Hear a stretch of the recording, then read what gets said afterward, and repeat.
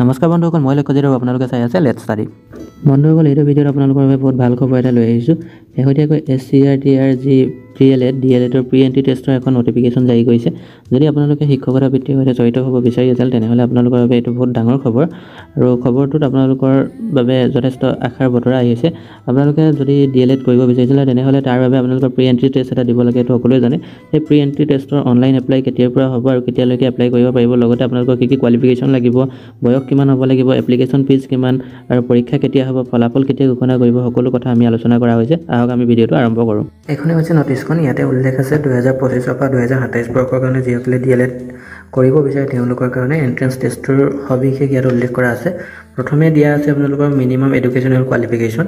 ইয়াত আপোনালোকৰ হ'ব লাগিব হায়াৰ ছেকেণ্ডেৰী কৰ্চত, অৰ্থাৎ 10+2 যিটো আপোনালোকৰ লেভেল, সেইটো লেভেলত আপোনালোকৰ এটলিষ্ট 50% মাৰ্কছ থকাটো ইয়াত গুৰুত্বপূৰ্ণ। আৰু সেইটো আপোনালোকৰ হ'ব লাগিব যিটো আপোনালোকৰ এক্সট্ৰা ছাবজেক্ট অৰ্থাৎ ফ'ৰ্থ ছাবজেক্ট থাকে, সেইটো বাদ দি আপোনালোকৰ 50% মাৰ্কছ থকাটো গুৰুত্বপূৰ্ণ। তাৰ দ্বিতীয় পইণ্টটো কোৱাৰ আগতে আপোনালোকৰ এটা ইয়াতে গুৰুত্বপূৰ্ণ পইণ্ট হৈছে যিটো কেণ্ডিডেটসকল যিসকল কেণ্ডিডেট SC ST বা ST হিলছৰ হয় তেওঁলোকৰ কাৰণে 5% এটা ৰিলেক্সেশ্যন থাকে, অৰ্থাৎ তেওঁলোকে 50%ৰ সলনি 45% পালেও তেওঁলোকে ইয়াত এপ্লাই কৰিব পাৰিব।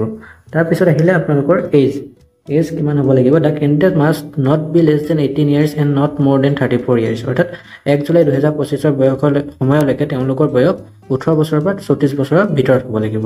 আৰু যদি তেওঁলোক SC ST বা ST হিলছ কেটেগৰী হয় তেনেহ'লে 2 বছৰৰ ৰিলেক্সেশ্যন পায়, অৰ্থাৎ তেওঁলোকে 36 এজৰলৈকে এপ্লাই কৰিব পাৰিব। তাৰপিছত আহিছে ৰিজাৰ্ভেশ্যন কেনেকুৱা ধৰণৰ হ'ব পাৰে।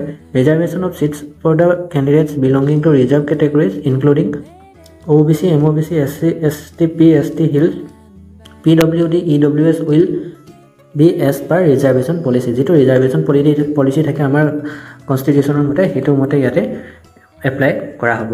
এপ্লাই কিদৰে কৰিব আপোনালোকে? এপ্লাই কৰিবৰ কাৰণে আপোনালোকে যিটো scrtpet.co.in ৱেবছাইট আছে সেই ৱেবছাইটত গৈ আপোনালোকে নিজে এপ্লাই কৰিব পাৰিব। আৰু এপ্লিকেশ্যন ফিজটো আপোনালোকৰ ইয়াত হৈছে 600 rupees, অৰ্থাৎ আপোনালোকে এই ফৰ্মখন ফিল আপ কৰাৰ পিছত আপোনালোকে এণ্ট্ৰেন্স দিবৰ কাৰণে 600 টকা পে' কৰিব লাগিব। সেইটো আপোনালোকে অনলাইন যোগে পে' কৰিব পাৰিব। QR ক'ড বা আপোনালোকৰ স্কেন কৰিব, QR ক'ড স্কেন কৰি পে'মেণ্ট কৰিব পাৰিব। লগতে আপোনালোকে কাৰ্ড বা অন্য ধৰণেও আপোনালোকে ইয়াত UPI ID দ্বাৰাও আপোনালোকে পে'মেণ্ট কৰিব পাৰিব। তাৰপিছত আপোনালোকৰ আহিলে এডমিট কাৰ্ড ডাউনলোড কৰাৰ আপোনালোকৰ যিটো লিংক হ'ব সেই লিংকটো একেটা ৱেবছাইট, যিটো ৱেবছাইটৰ পৰা আপোনালোকে এপ্লাই কৰিব সেইটো ৱেবছাইটতে আপোনালোকে তাত ডাউনলোড কৰিব পাৰিব।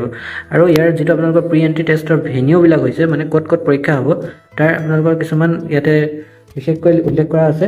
The venue for pre entry test 2025 will be allocated in the district selected by the candidates. আপোনালোকে যিখন ডিষ্ট্ৰিক্ট চিলেক্ট কৰিব সেই ডিষ্ট্ৰিক্টখনৰে আপোনালোকৰ যিকোনো চেণ্টাৰত হ'ব পাৰে। আপোনালোকৰ নিকটৱৰ্তী যিকোনো চেণ্টাৰত আপোনালোকৰ প্ৰি এণ্ট্ৰি টেষ্টৰ চেণ্টাৰ হ'ব, আপোনালোকে তাতে গৈ পৰীক্ষা দিব লাগিব।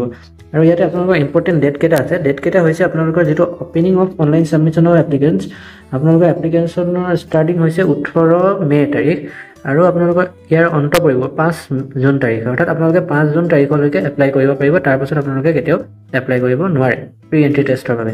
আৰু আপোনালোকৰ এডমিট কাৰ্ডসমূহ ডাউনলোড কৰিব পাৰিব 5 জুলাই তাৰিখৰ পৰা।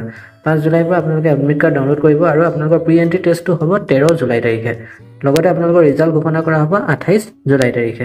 খুব কম সময়ৰ ব্যৱধানতে আপোনালোকৰ সকলো প্ৰক্ৰিয়া সম্পন্ন হ'ব। গতিকে যিসকলে এতিয়াও ভাবি আছে যে DLED কৰিব লাগে, শিক্ষকতা মনৰ উদ্দেশ্য আছে, তেওঁলোকে এই প্ৰি এণ্ট্ৰি টেষ্টৰ বাবে সোনকালে আবেদন কৰক আৰু পৰীক্ষা দি সোনকালে DLEDৰ নামভৰ্তি কৰিবলৈ যোজা চলাব। আৰু তাকে কৈ আজি এই ভিডিঅ'টো ইমানতে সামৰণি মাৰিলোঁ।